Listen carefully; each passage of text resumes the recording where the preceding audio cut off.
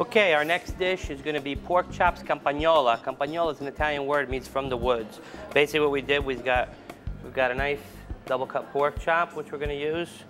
I'm going to lightly dredge it in flour. Got my pan here, which should be ready to go. I'm going to use a tiny bit of oil just to pan sear that.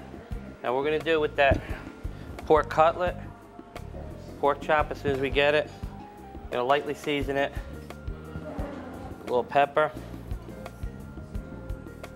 a little salt, and a little oregano. Now, you see that pan smoking, we're gonna put that pork chop right into it.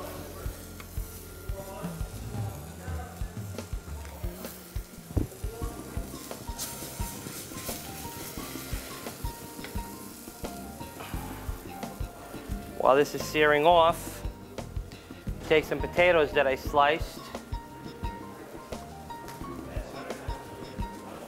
and I'll put them into our deep fryer. Get our pork chops starting to cook. Just use a little bit more.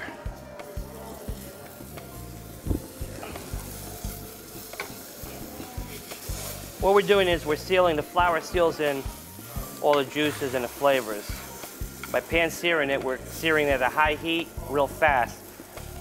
So it builds a coating on it and locks in all the juices.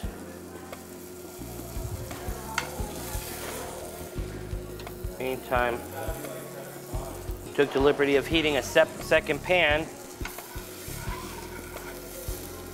because what we're going to do is once this pork chop is just about ready, we're going to put it into the other pan. In this pan, we're going to add some of our fine Moraccio imported olive oil, extra virgin olive oil.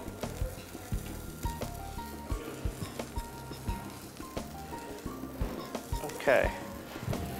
We're going to trade places. Lower that heat there. Get this nice and hot. And what we're going to do here, we got some fresh garden vegetables. You'll notice I have diced onions. They're not regular Spanish onions. I like to use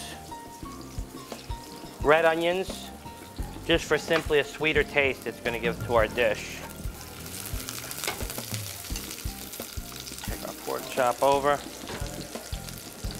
All right, we let these onions start caramelizing a bit. While we're doing that, I'm going to take about 4 or 5 pieces of sun-dried tomatoes, and I'm gonna dice them up into like 1/4-inch pieces, right? That's all set. Now we got our onions starting to get its color. Our next step, some fresh red bell pepper.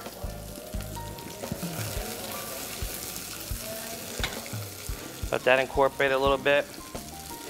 Meantime, I'm going to start seasoning. 2 pinches of salt, 1 pinch of pepper, a little bit diced up leek,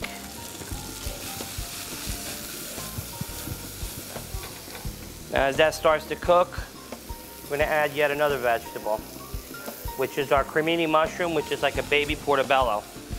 A little bit heartier, and with the pork, it's going to give it a more robust taste.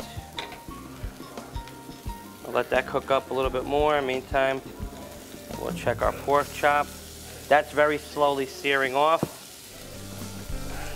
Now you notice I'm putting the vegetables in, didn't just dump them in all one time, because you want the vegetables to have that sort of crunchiness still in them. So what I'm doing is I'm taking the vegetables that take a little bit longer to cook. Now I'm going to add some green squash. And the last thing I'm going to add to this ingredient is my sun-dried tomatoes. Now this dish, when I first started doing it, was actually done with a veal chop. I went to this restaurant that'll remain nameless, and I had this veal chop dish that was unbelievable. And I liked it, so I basically had to do something to make it my own. So I took a pork chop dish, And realistically in Italian, this dish should be called pork chop arrubata.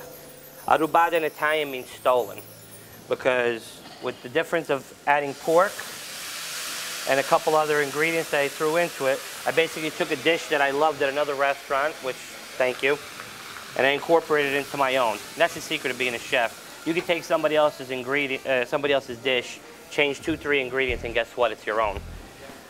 I added some Eccodomani Pinot Grigio. Now I'm adding some Elmo Pio Chianti.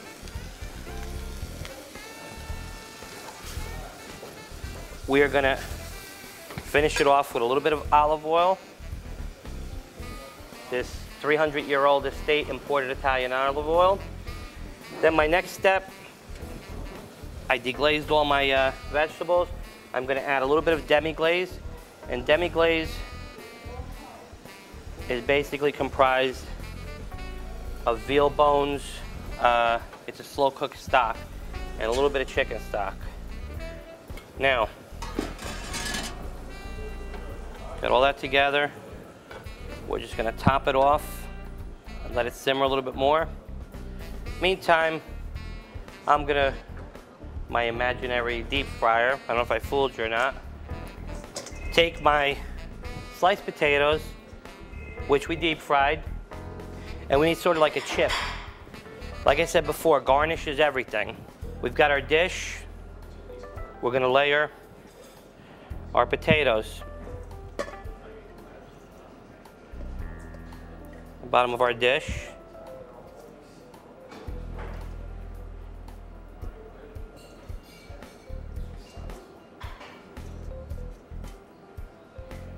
Like so.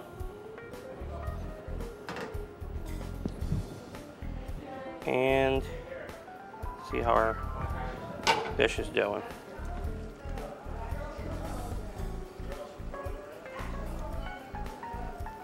We're about a minute or two away from plating this up. Meantime, I'm going to tell you a little bit about my background and how I got involved in this crazy business. As I grew up with a little passion of the art of cooking, and I always, Sunday mornings, woke up to that smell of porpetta cooking on the stove, and it's the homemade meatballs. And you know, when I was younger, instead of going out and playing, I was home helping my mom cook. And I found that as I grew older, I just had a knack for putting flavors together. So as time went on, I tried other fields, and I always came back to the culinary industry. And thus, here I am. All right, and with that, our pork chop should be done. We'll take our pork chop and layer it over top our potatoes. Now we'll just incorporate all our nice vegetables, which they're nice. And we're gonna layer that goodness over the top. And this is like a 3-course meal in itself. I mean, you got your starch, you got your vegetable, you got your protein.